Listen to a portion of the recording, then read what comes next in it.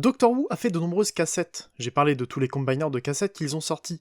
Decibel, Slamdance et Squawkbox qui réinventent les personnages G1 dans des versions compatibles avec les Generations actuelles. Mais ils n'ont pas fait que ça. Ils sortiront Overkill et Slugfest très rapidement, et je les présenterai dès que je pourrai. Avec ces deux-là, il ne manquera plus que Lag Out pour terminer l'intégralité des cassettes G1 qui n'ont pas encore de mode dans Generations. Mais ils ont quand même réussi à sortir d'autres cassettes. Alors, qui sont Drone et Rover ? Rover et Drone sont deux personnages inventés par Doctor Who. Leurs seules utilisations sont ces deux petites figurines et le comics inclus dans la boîte. Donc, on peut en faire ce qu'on veut, des petits drones comme l'Autoscout, ou des personnages sans mode robot comme Grand Slam et Raindance. Mais on peut d'abord voir à quoi les figurines ressemblent. On a donc deux cassettes en bleu et rouge sur cette version. Comme d'habitude, on a plein de repaints, plus ou moins trouvables. Et je trouve que ces deux-là correspondent plutôt bien aux couleurs de Twincast, plutôt qu'à celles de Soundwave. Ils ont pas grand chose de vraies cassettes, ce sont surtout des pavés avec des pièces de leur mode véhicule bien visibles. Le drone peut garder ses rotors à l'arrière, ce qui donne deux faces très différentes, mais intéressantes quand même, alors que le rover a clairement un côté plus propre que l'autre, même si on dirait juste qu'il a été aplati. C'est pas les cassettes les plus propres ni les plus stables, et ça vient de leur simplicité. En tout cas, pour celles qui avaient le moins à faire de toutes les cassettes qu'ils ont faites, je trouve que ces modes alternatifs sont pas super propres, ni vraiment excusables. Y avait pas de médias d'origine, mais c'est pas une raison pour ne pas chercher à les réussir. Bien sûr, on peut les mettre avec Soundwave, mais je préfère les mettre avec Twincast. En tout cas, ils logent dans le torse un peu trop facilement, puisque les cassettes peuvent glisser et mal se mettre lors de l'ouverture du torse. Du coup, ils peuvent se coincer, et il faut refermer le torse pour l'ouvrir et les sortir. Les transformations sont extrêmement simples. Encore une fois, il n'y avait pas de référence, mais je pense que ça peut être intéressant d'en faire un peu plus quand c'est possible, et chercher à en faire des figurines innovantes et uniques. C'est pas que les transformations ont été vues et revues, mais c'est pas des conversions vraiment intéressantes. Et bien sûr, les modes véhicules sont tout aussi simples qu'on pouvait le prévoir, et c'est pour eux qu'on achète les figurines. Ils sont plutôt bien faits, sans doute aidés par le fait que les cassettes soient si simples. Le drone n'est pas grand chose de plus qu'une plaque avec deux rotors articulés.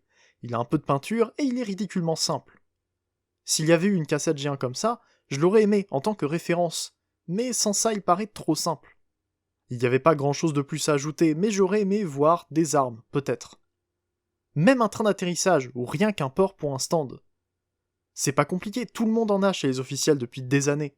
Alors bien sûr, il tient sur une pince, mais ça aurait été tellement mieux avec un port dédié. Même le port rond en dessous n'est pas parfait pour du 5 mm. C'est un peu trop serré et j'ai pas envie de forcer dessus.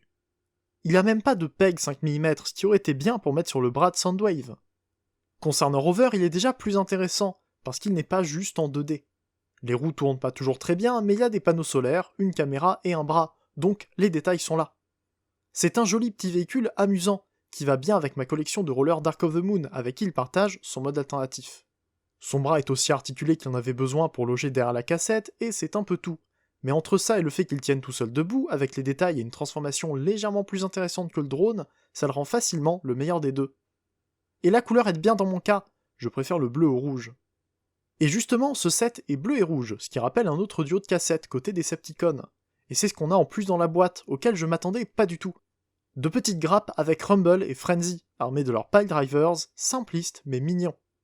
Et si vous prenez la version vert et noir, vous aurez des Rumble et Frenzy dans des couleurs un peu bizarres. Je remercie Pag pour ses photos, vous avez sans doute déjà vu son travail sur les photos produits sur Transforverse, ainsi bien sûr que toutes les excellentes animations qu'il fait. Il comptait pas être crédité, mais je dois bien combler pour montrer toutes les photos qu'il m'a envoyées. Rumble et Frenzy se transforment simplement en toutes petites cassettes qui sont à peine trop larges et 2 fois trop épaisses pour aller dans le torse de la version Core Class de Soundwave. Donc c'est bien amusant de les avoir, mais je cherche encore leur utilité. Je suppose qu'ils peuvent aller avec la version Doctor Who de Soundwave en mode robot, mais ils me paraissent un peu grands. J'ai beau avoir presque plus de Doctor Who que n'importe quelle autre marque de produits tiers, j'ai loupé Soundwave, donc je peux pas les mettre ensemble. En tout cas, ils sont petits, ils n'ont aucune peinture et ils sont bien mignons. C'est un ajout très amusant que j'ai beaucoup aimé découvrir.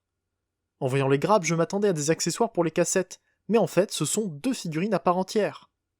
Je trouve toujours le drone et le rover trop simplistes, mais au moins il n'y a pas que dans la boîte. Rumble et Frenzy donnent un peu plus à faire. Et je pense ne rien avoir à ajouter. C'est clairement pas les cassettes que j'aime le moins, elles sont pas décevantes comme l'étaient Decibel, mais il faut dire que je m'attendais pas à grand chose non plus. Tant qu'on veut deux petits véhicules qui ne font pas grand chose de plus que ça, on peut pas se tromper. La qualité est bonne et ils sont bien faits. Mais il faut pas s'imaginer qu'on va avoir la complexité qu'on a pu voir sur Noise, par exemple. Comme d'habitude, s'il vous intéresse, le lien est en description pour les prendre sur ShowZ. Honnêtement, c'est pas le pack que je recommande le plus, mais on sait jamais. Et si vous voulez les prendre ou acheter n'importe quelle autre figurine sur ShowZ, vous pouvez utiliser mon code LDROptimus que je rappelle en description pour me soutenir. Merci d'avoir suivi la review jusque là, j'attends vos retours en commentaire, abonnez-vous pour ne pas louper mes prochaines reviews, et faites un tour sur l'Arche sur Discord. On se retrouve bientôt pour une nouvelle vidéo, c'était Ida, fin de jour et salut.